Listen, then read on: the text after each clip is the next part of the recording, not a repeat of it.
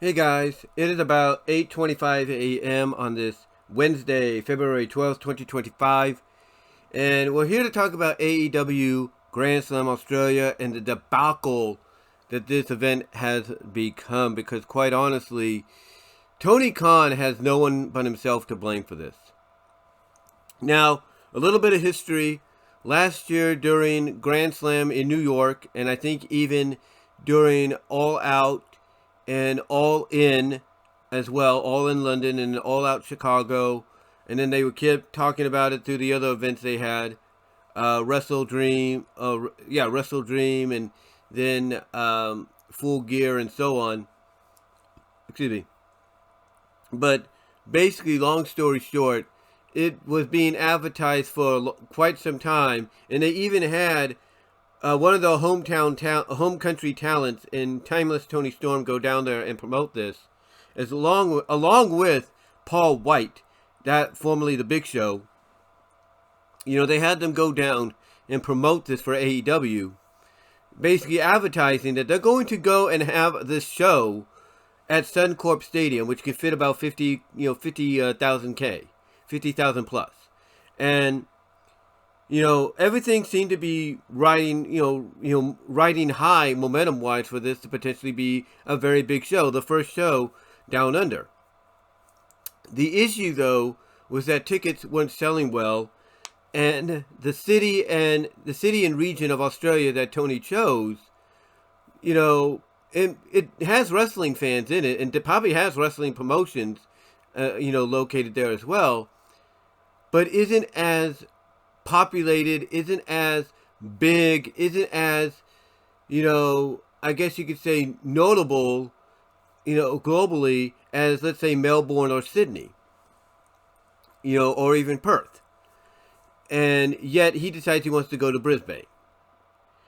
And because of that, because the wrestling, I guess you could say, fandom isn't as big there, despite them maybe having, like I said, some wrestling promotions, tickets didn't do so well at Suncorp. And because they were becoming abysmal, Tony Khan ended up switching venues to the Brisbane Entertainment Centre. But here's the issue. Tony Khan obviously doesn't realize that when you switch venues, because I don't think he's ever done it before, until now, but when you switch venues, that also means you gotta let people know that have purchased tickets for the Suncorp version of the show that, yeah, I'm gonna have to refund you your money, or I'm gonna have to discount you the money you paid, refund you part of that, because I've moved the event to the smaller venue, so tickets are going to be more affordable. So here, I'm going to refund you, let's say, 75% of your purchase price from the Suncorp purchase. He didn't realize, obviously, and I guess this being the first time he's had to do it, as far as I know, he didn't realize that you have to compensate your ticket, purchasers that are coming globally from across the globe, from the U.S., Mexico, UK, you name it, and even locally there in Australia. You gotta basically refund them and give them notice as to what's going on, with venue change and, price change in tickets, and, oh, here's a refund for, 75% of your money that you used to buy the tickets or buy the packages, or even compensate them with maybe straight up front row tickets and behind the scenes meet and greets with the talent. That's what I would do. That's what I would do. I think anybody would do that. They were smart enough to realize, hey, we're not going to make this stadium, but we could do this. I mean, what's crazy? What's crazy is NXT was going to go and have their show. It's going to have one of their shows at, I think it originally was going to be at Crypto Arena, right? Where AEW Revolution is going to be. Or it might have been somewhere. It was going to be in a bigger venue in Los Angeles, in the Los Angeles area.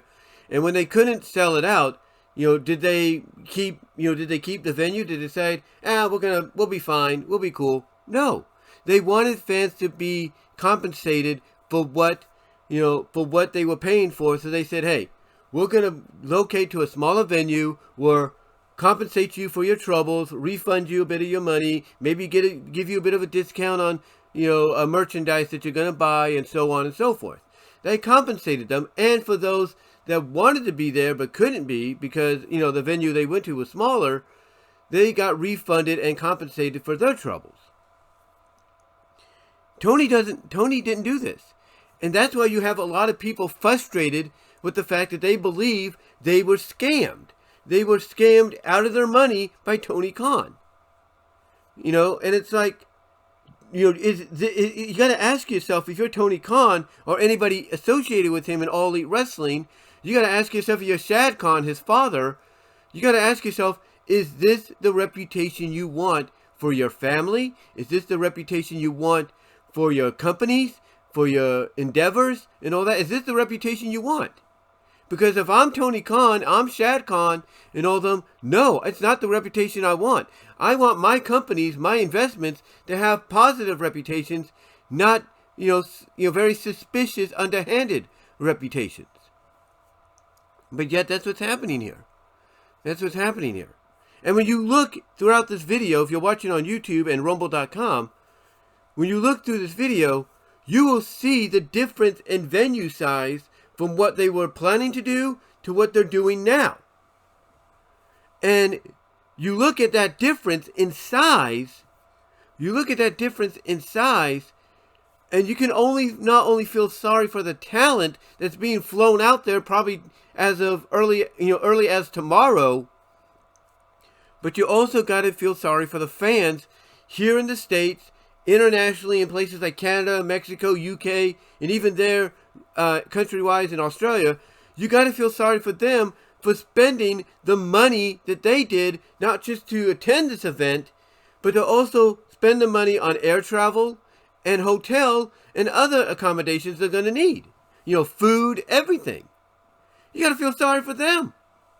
Because, in honesty, in total, if it's just individual or even, as a group, you're looking at $1,000 to maybe $10,000 in, worth of, money, finances spent that you're not going to see back. You're not going to see back. You're not going to get a refund or any compensation for, period. And because of that, you can understand, and because of that, you can understand why people feel like they were scammed. They were bamboozled, if you will.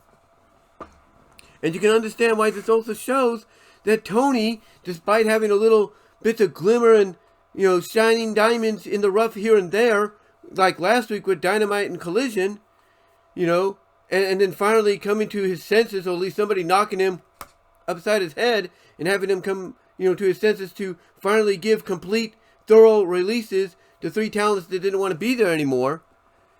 Despite all that, this is why people still look at Tony as somebody that's just a fan that doesn't know the complete ins and outs of the wrestling business. They look at him, as just a fan that's like, ooh, I got a dream match coming up. Once Okada beats Buddy Matthews in his hometown, and I should put Buddy Matthews over, but Okada's my bigger star, so I'm going to put him over. Screw the fans there. This is a guy that will look at that and be like, after I do that, and then Kenny and Will beat their win their match and everything, Revolution, I got it. Okada, Ospreay, Omega, 60-minute 3-way dance for the Continental Championship. Yeah, that'd be so good. That's his mindset in the eyes of a lot of fans. That he'd rather move on to something like that, instead of, taking time to learn the ins and the outs of the business. This is why, again, despite the little diamonds in the rough that they have, this is why people feel that AEW is in a situation to where they, along with myself and others, feel the future is very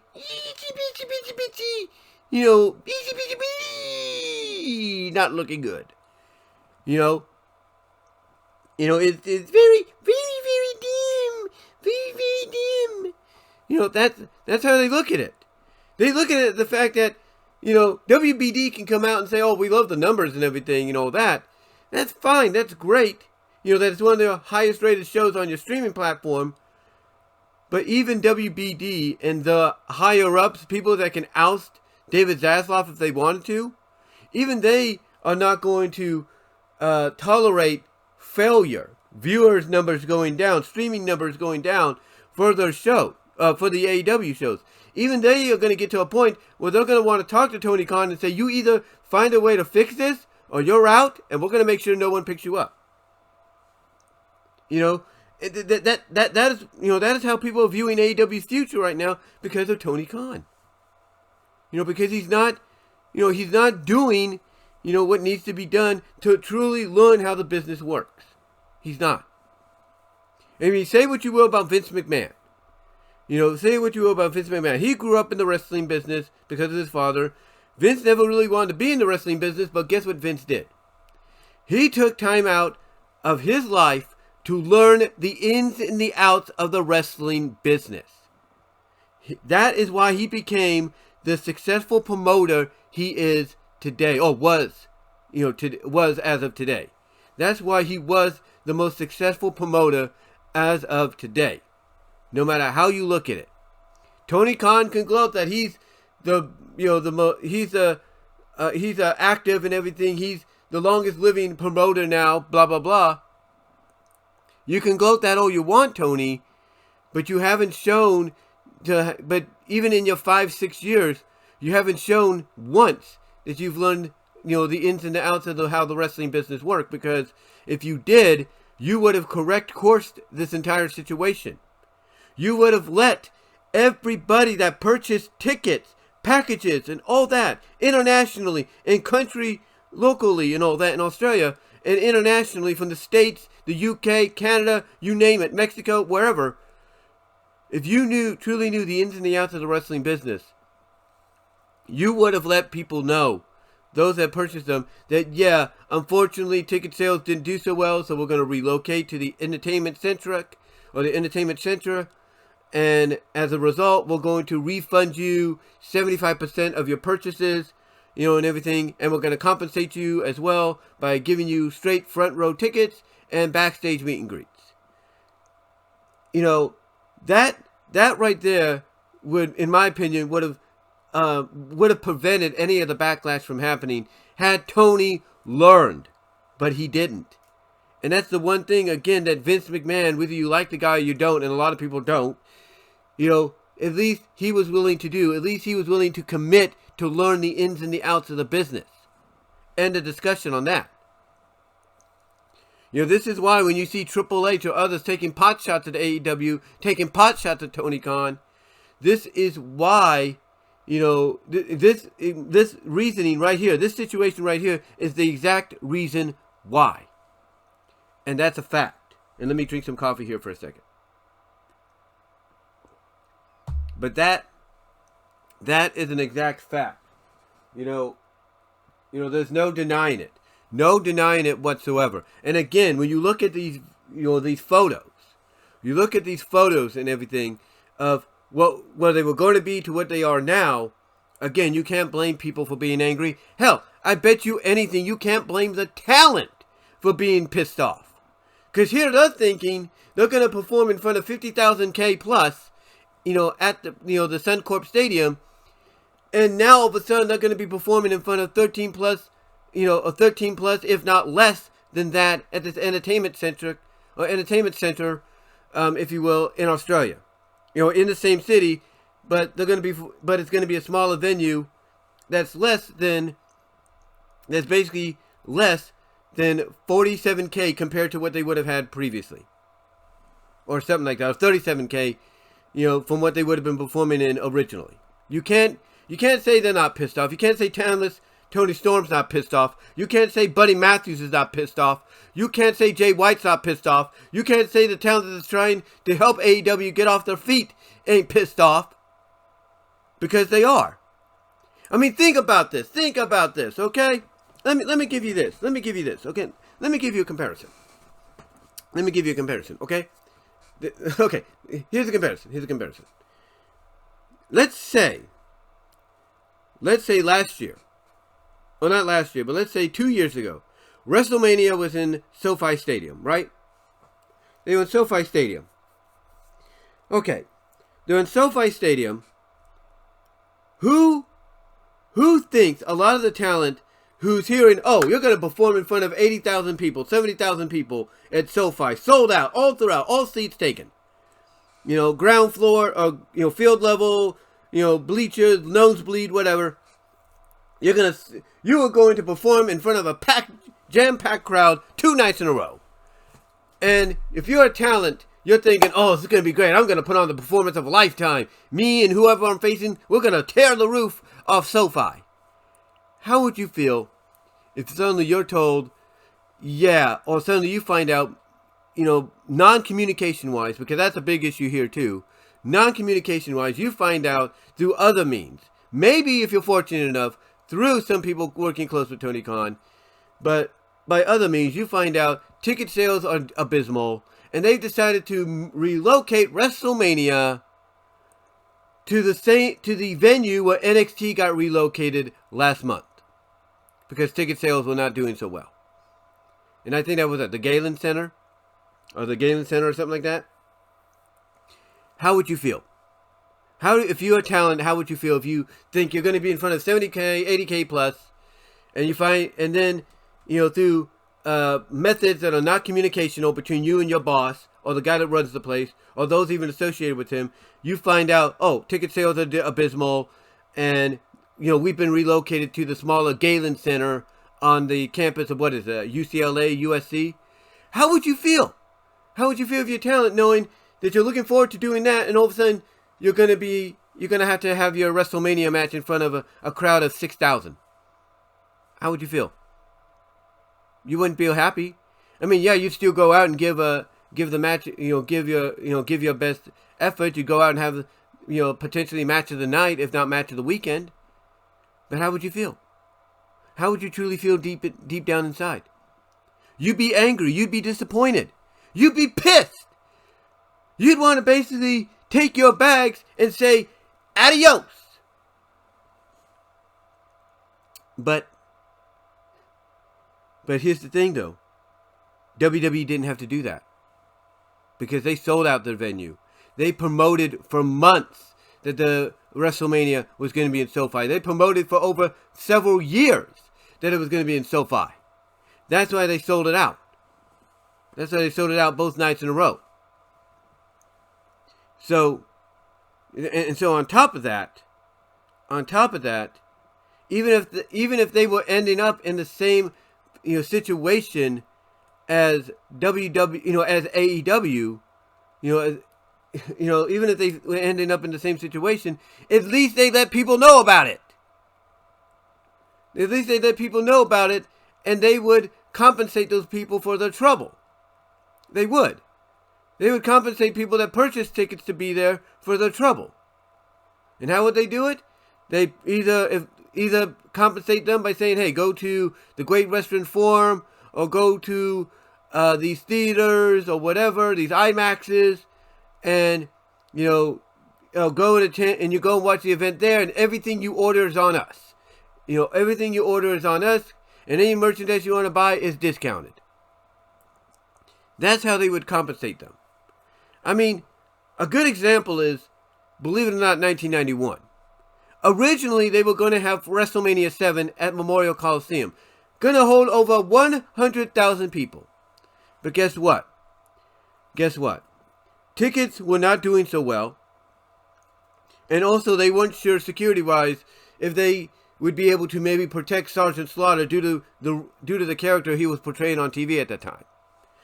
But originally, they were going to be at the Memorial Coliseum. So what did they do instead? They come out on TV, announce venue change. They compensate those that already bought tickets for the Memorial Coliseum with, better seating at the LA Sports Center, or LA Sports Arena, better seating and all that there, as well as for those that were going to, try to fill out that entire venue, and everything. But their tickets basically could have became worthless because, the sports arena was already sold out with the initial people that, bought tickets. They got compensated by being able to watch the show on big theater screens, and I'm sure they got discounts on merchandise, and everything was on WWE, food-wise, beverage, drink-wise, and all that. I guarantee it was. I guarantee it was. And guess what? That is basically showing the lessons you've learned, taking the lessons you've learned about the ins and outs of the wrestling business and applying it when it's needed, and keeping your customers happy. Tony Kahn didn't do that. Tony Kahn didn't do that. And on top of all of that, again, you see the difference in everything. He couldn't even tell us when the show was going to happen. He did tell us when the show was going to happen. Excuse me, let me correct myself. Just thinking about it for a second. He didn't even tell us, he didn't even tell us what time the show was going to be. He just advertised it's going to be on February 15th. Now, initially, I will correct myself again, he did say what time it would be. The problem is that, as everybody has pointed out in the past, WBD is going to favor the NBA over AEW. That's right. They're going to favor the NBA over AEW. They're going to favor WBD, Warner Bros. Discovery, the National Basketball Association, over All Elite Wrestling. And Tony Khan, I guess out of his own egoness, thought that he could basically advertise February 15th at 8/7 Central for Australia, for Grand Slam Australia. He, in his own egotistical self-centeredness, figured that WBD is going to favor him over the NBA. Bullshit! Bullshit! Wee, wee, wee, wee! Didn't happen, Tony. Didn't happen. Because you know what you are? You, in the eyes of someone like David Zaslav, you're a tax write-off. That's what you are. You are a tax write-off, in his opinion. And if people don't want that little light that still shines on you to dim even further into extinction, if people don't want that to happen, again, you got to get your rabbits in order. You got to get your eggs in order, your ducks in order. But also, if that ever happens, when the little bit of light you still have left goes poof, extinct, kaput. David Zaslav will have no problem, as I mentioned earlier, doing what he can do. He will cancel your shows. He will basically take you off the air. He will recommend to anybody else that would consider picking you up not to do so. And he'll just count you as a tax write-off. That's what he'll do. Because they don't think very highly of you, Tony. They don't think very highly of AEW. Because if they did, then yes, you would be the first, you would have Saturday all to yourself. You would have Saturday all to yourself. Or you would at least have TNT or TBS all to yourself. But you don't. You don't have them all to yourself. They're all occupied by the NBA All-Star Weekend. And what do they find more important than you? Than Grand Slam Australia? Which you say was their idea? Would you say it's their idea to be presented the way it was? What do they favor more? Oh, I don't know. How about, let's see, the AT&T Slam Dunk Contest, the 3-Point Starry Contest, and the Skills Contest, or Skills Challenge. Yeah. Games, mini games that you could play on the basketball court, at school or in the park. They favor that over you. Yeah. They favor that over you. And on all of their networks. That should be a wake-up call, Tony. That should be a wake-up call to you and anybody else in AEW that WBD, they're only going to tell you what you want to hear and say it, and as well as to kind of, I guess you could say, make things look good, kind of keep a smile, keep a smile going and everything. Keep up images, keep up appearances. They're only going to say what you want to hear, and they're only going to say what they want the people to hear in the wrestling business and elsewhere, so that the truth don't come out. This, to me, is probably the biggest truth you need to be hit with.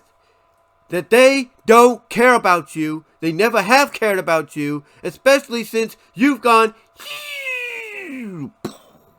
downhill. They've not cared about you. Never. And this is the biggest example of it. Because if they did care about you, along with this new deal that includes a max streaming and all that, simulcasting and everything, if they truly cared about you, guess what? They would allow you to air Grand Slam Australia live at midnight midnight Pacific time. Midnight Pacific time. Oh, not midnight, but 11:30 p.m. Pacific time. Midnight, if you will. Pacific time. 1 a.m. Mountain. 12:30, 1 a.m. Mountain. 12:30, 1 a.m. Mountain. 1:30, 2 a.m. Central. And 2:33 a.m. Eastern. Trying to think of all that there, but basically rounded out. If they truly cared about you, they would let you air the show rounded out wise at midnight Pacific time, 1 a.m. Mountain, 2 Central, 3 Eastern, and if you want to count Hawaii and Australia, which we should, Hawaii would be like what, 10 p.m. Pacific, 10 p.m. Hawaiian, and 9 p.m. Hawaiian, and 9 p.m. Alaskan time. They would allow you to live cast, to streamcast Grand Slam Australia as it is happening at that time frame. They would. If they truly cared about you, if they gave a damn about you, they'd let you do that. But they don't. You are just a tax write-off. You're just an asset for them to write off for the taxes if they wanted to. Or you were just an interest to them, an accounting interest that they could get rid of at any time. That's what you are. That's what you are, period. Period. JD, Solomonster, OTR Central, Just Alex, Greg Morgan, Brian Zane, anybody listening to me right now? They would agree. That's all you are. And you know why? Because when WWE did Elimination Chamber from Perth last year, Perth, Western Australia, they went live with it at 1:30 a.m. on Peacock. And guess what? People watched it. People stayed up to watch it. They did. 1:30 a.m. Pacific time, 2:30 Mountain, 3:30 Central, 4:30 a.m. Eastern. People stayed up or got up early to watch it. Or even got up about an hour or so earlier to catch up on it and watch it, so they could do reviews and talk about it. But Peacock gave a damn about WWE to the point, more so than I think anybody could give them a credit for, to the point that they allowed a live broadcast on the streaming service to emanate from Australia. And they had no issues with that. There was no complications. There was no, there's regulations and all that. There was no excuses for them to want to do it on tape delay. They did it straight up live, and people loved it. People watched it live and in delay. They watched it, and it was massive numbers for them. It was. And yet you're coming out with excuses and saying it can't be done. The only thing people are seeing through there, Tony, is a bunch of excuses, a bunch of white lies. That's what they're seeing. Because the reality is this. You are starting to realize that the WBD doesn't give a damn about your wrestling company. They don't. They don't value you like they would value WWE if they would have gotten their hands on it. Because I guarantee when WWE Monday Night Raw was up for grabs and they would have got that show, guess what would happen to Dynamite and Collision? Pew! Bye-bye! Out the door. See you later. See you later. And oh, by the way, we're going to make sure nobody else picks you up. That's what would have happened. You should be counting your blessings it didn't. But that's what would have happened. It went, shoo, bye-bye. You know, you would have been out the door. Period.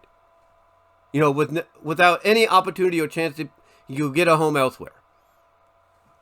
And let me get some more coffee here. But you would have been out the door, Tony. Count your blessings, that didn't happen. And count your blessings, you got a decent deal. But this deal should allow you to be able to, you know, live cast your show at midnight Pacific time. But because they won't let you do it, and you're saying it's complications, it shows you how much they value you. How much they value you, and also how much they see that you are becoming a complete F-up. Because I'm sure WBD, Zaslav and all of them, you say it was their idea. Yeah, it might have been their idea, but they're probably seeing the abysmal situation going on and the complicated confusionness and stupidity that's taking place. And because they're seeing that, any consideration they might have had to give you a live cast of Grand Slam Australia from Brisbane went out the door, or basically got flushed down the toilet. All because you are not taking time out of your life to learn the ins and outs of the wrestling business. Like I said, even Vince McMahon, when he was running WWE, he never wanted to be in the wrestling business, but he knew he was going to probably be the one his father was going to hand over control to, whether Vince Jr. bought him out or not. Vince Jr. knew he was going to get it. At least he took time out of his effort to learn from those that knew the ins and outs of the business, to have that understanding, to know that if something, you know, ticket-wise is not going to do well for a certain venue, that it's best to move to another venue and let those that were going to go to the other venue know that, hey, things have changed, this is what's going on, here's, you know, a refund or compensation for what happened. At least he had that understanding because he took time out of his life to learn. You, Tony, have not. And when you look at the card, look, I'm not saying that the card isn't bad. The card's decent. But you can't tell me, like I mentioned earlier, that none of these people, including those coming home to Australia, like Jay White, like Tony Storm, like Buddy Matthews, you can't tell me that they're not pissed off to the extreme that instead of performing in front of 50,000 plus like they thought they were going to, that instead now they're only performing in front of 13K plus, if not less, at this entertainment center. And again, the card, and also Harley Cameron, I forgot to mention her too. You know, you can't tell me that Cameron, Storm, Matthews, and White aren't pissed about that. Because they are. Though they're not going to show it, because they want to keep their jobs, they want to, keep substantial financial living, if you will. But you can't tell me they're not pissed off. Because they are pissed off. They are furious. But they're not going to show it because they're professionals. But I guarantee you, behind the doors and at home with their families, they are fuming. They are fuming. And I guarantee you, their families are even asking them, what the hell happened?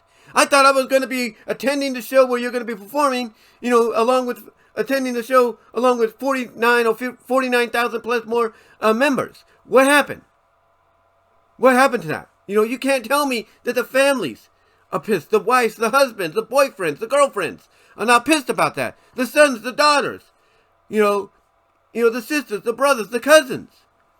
All that were going to buy tickets and attend to see their family member compete in front of what would have been 50,000 people. You cannot tell me they are pissed off just as much as the talent is. Because they are. I guarantee you this, Rhea Ripley, who I think is married to Buddy Matthews, you can't tell me Rhea Ripley is not looking at this and is talking to Buddy and being like, are you sure you made the right decision to stay? Because looking at this, I don't think you did. And you can't tell me she's not talking to him and asking him whether or not he's pissed about the situation. Because I guarantee you she did. And I guarantee you he probably told her that, yeah, he's pissed. But because he's under contract with AEW and he doesn't want to lose his job and he wants to, still get noticed and everything, he's probably being like, hey, I'm just going to put on I'm going to be a professional. I'm going to put on a happy face and just do my job. Because that's all you can do. Because that's the same with a lot of jobs. You may not like certain things changing, but what you got to do is be professional about it. You got to be professional about it. Put on a happy face, hide the negative, and just be positive about the situation. And that's what they're going to be. That's what they're doing. That's what they're doing. So I'm giving credit there. But you can't tell me they aren't pissed to the extreme about this, because they are. And I can tell you right now that they will not trust Tony Khan anymore. They won't. And now I know people will say, well, if they won't trust him anymore, then why don't they just walk? Let me explain. Okay? They won't trust a word coming out of his mouth anymore, but they'll act like they will. They'll listen to what he has to say.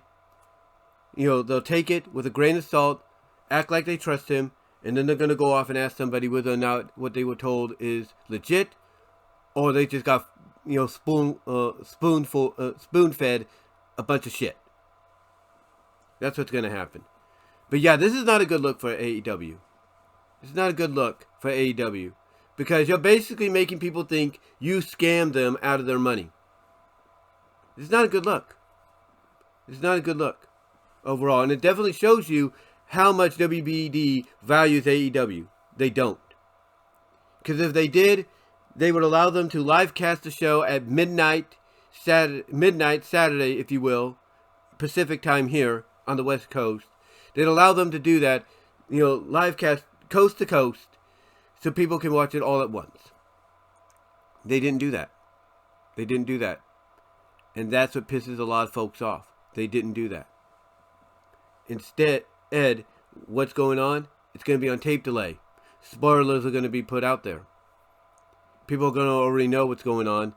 And essentially, what you're going to be hearing is Monet retained. Okada retained. That's what they're going to be hearing. Monet retained her championship. Okada retained his championship. Moxley and Claudio lost to Copeland and Jay White. What else? Ospreay and Omega beat Takeshita and Fletcher. That's what they're going to hear. So why even watch the show? Because what it is in a lot of people's eyes is just a glorified collision. Again, matches will be good. There's no doubt. Some of them will be bangers, barn burners. But in the end, what's the point? What's the point of all this in the end? There is no point. Because essentially you took any momentum this had and flushed it down the toilet. And you took everybody's money that they spent for tickets, for the event, tickets to fly, to attend said event, money that they purchased for hotels. You took it and burned it. You burned it. You burned them. You burned them, basically. And now this is why people are basically, wanting Tony Khan gone. They want him out of that company. They want him out, period. Yeah, you might have some decent dynamites and collisions. You might have a decent dynamite, tonight, that was taped yesterday or last night. You might have a decent dynamite and collision going into Revolution, for the next few weeks, and that's fine. But, still, this here is something you're not going to be able to get away from. This here is something that you're just going to have to live with for the rest of your life. And this is going to cause you a lot of trust issues. Yeah, you might have a decent crowd, come Texas. But then what? Is it going to be the crowd you're hoping for? Are you going to be able to do Global Life Field now the way you want? Or are you going to do the same thing that you had to do here without letting people know? Or are you going to have to move it to a smaller venue? This is not a good look, AEW. It's not a good look, Tony Khan. And everybody knows it. And you got no one but yourself to blame. But anyway, though, guys, I just wanted to talk about that. Give you my thoughts on it. Let me know what your thoughts are in the comment section below, as well as in the live chat during the premiere. Like the video, ring the bell for notifications, subscribe to the channel. Catch me in all your favorite podcast affiliates. Links are in the description. You can find me on iTunes, iHeartRadio, Spotify, Pandora, Audible, Radio Public, Overcast, you name it. If it's got a podcast, I'm more than likely going to be there as well. Also, check me out at VENMO.com at BWRoses. Check me out at Odyssey.com at BWRoses or BWRoses5. Check me out at Rumble.com at BWRoses. Check me out at DeviantArt.com at BVW1979. Check me out at inkputty.net at BWRoses. Also, click on the Teespring store for merchandise you can't get anywhere else. Links are in the description, I should say. Also, support me at Venmo and Cash App. You can help me out there, as well as you can find me over at Patreon.com at BWRoses as well. And follow me on Twitter/X at BWRoses and at Blue Sky at BWRoses. But guys, give me your thoughts on this whole situation. And until then, I'm out.